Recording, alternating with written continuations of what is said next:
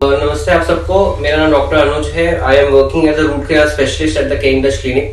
तो मैंने आपको अपने पिछली वीडियो में बताया था कि जब भी हमारे दांत में इन्फेक्शन हो जाता है या कैविटी हो जाती है, कीड़ा लग जाता है और अगर वो दूसरी परत तक चला जाए, मतलब कि डेंटिन तक चला जाए, तो हमें उसमें ठंडा लगना शुरू हो जाता है।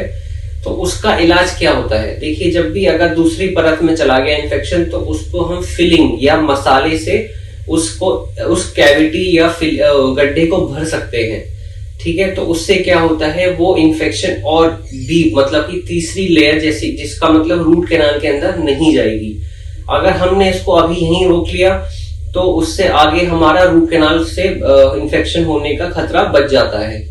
लेकिन अगर हमने उसको नहीं रोका, हमने सोचा कि नहीं ये ठीक हो जाएगा खुद से, तो उसका मतलब वो ठीक नहीं होता है। आप चाहे जितनी भी सफाई क्यों ना रख ले, वो हो सकता है कि धीरे धीरे बढ़े नीचे दांत के अंदर, लेकिन वो ठीक नहीं होगा। तो जब भी आपको कैविटी हो जाती है तो वो आप जितनी भी सफाई रख लें, वो हो सकता है कि कुछ टाइम तक आपको दिक्कत ना दे, लेकिन आगे आने वाले टाइम में आपको जरूर दिक्कत देगी। तो या तो आप कैविटी को उसमें फिलिंग कराएं, और अगर आप कैविटी की फिलिंग नहीं कराते हैं और वो अगर कुछ टाइम बाद आपके दांत की तीसरी परत में चला जाता है, मतलब कि रूट कैनाल में चला जाता है, तो उसका हमें रूट कैनाल ट्रीटमेंट करना पड़ता है।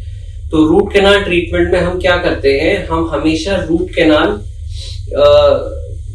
जो होती है हमारी, वो 2 से 3 सिटिंग में होती है। अगर हमारा रूट कैनाल हम करते हैं तो पहली सिटिंग में हम उस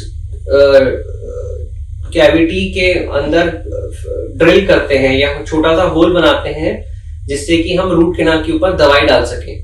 एक बार जब हमने दवाई डाल दी तो उसके बाद हम आपको 3 से 4 दिन या 1 हफ्ते के अंदर एक बार सेकंड सिटिंग के लिए बुलाते हैं, और उसके अंदर हम उस इन्फेक्शन को निकाल देते हैं जो कि उस दवाई ने मार दिया था। तो वो जो सेकंड सिटिंग में हमने क्या किया, आपको बुलाया, उस दवाई ने जो हमने डाली थी उसने वो इन्फेक्शन को मार दिया था जो रूट कैनाल के अंदर था।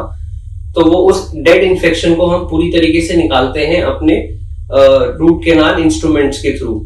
उसके बाद उसी के बाद कुछ टाइम बाद या उसी सिटिंग में या कुछ दिन बाद, depending on the severity of the infection, हम उस जगह को फिल कर देते हैं किसी आर्टिफिशियल फिलिंग मटेरियल से, जिससे कि आगे इन्फेक्शन ना हो। तो कभी भी इस तरीके के सिम्टम्स हो तो या फिर आपको दर्द हो तो आप प्लीज अपने नियर बाय डेंटिस्ट को दिखाएं और इसका इलाज कराएं। Thank you so much.